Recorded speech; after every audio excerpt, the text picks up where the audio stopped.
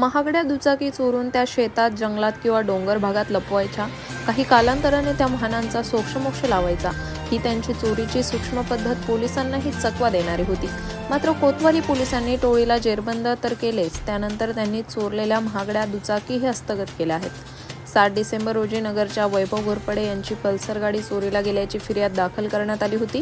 गुन्ह्याचा तपास करत असताना पोलीस निरीक्षक चंद्रशेखर यादव यांना गुप्त बातमीदारामार्फत माहिती मिळाली की सदरील दुचाकी चोर हे सराईत असून ते विविध भागातून दुचाकी चोरतात. ते सराईत नेवासा भागात सापडतील अशी माहिती मिळाली.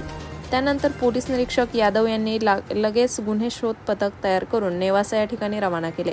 या पथकाने 3 दिवस सूक्ष्म तपास करून त्या ठिकाणाहून अमित अशोक नगरे आणि धनाजी ज्ञानदेव कुचेकर या दोघांना ताब्यात घेतले. त्यांनी चोरी केलेल्या दुचाकीबाबत माहिती विचारली, मात्र त्यांनी प्रथम उडवाउडवीचे उत्तरे दिले. खोटी माहिती देऊन तपासाची दिशाभूल केली. त्यांना अधिक विश्वासात घेऊन चौकशी केली असता त्यांनी नगर शहरातून 3, संभाजीनगर येथून 3 अशा एकूण 6 मोटरसायकल चोरीची कबुली दिली. त्यामध्ये Bajaj Pulsar NS 125, R15, Pulsar 220, HF deluxe 2, destiny 125 असा 6 दुचाकींचा समावेश आहे. अशा 5,50,000च्या 6 दुचाकी कोतवाली पोलिसांनी जप्त केल्या आहेत.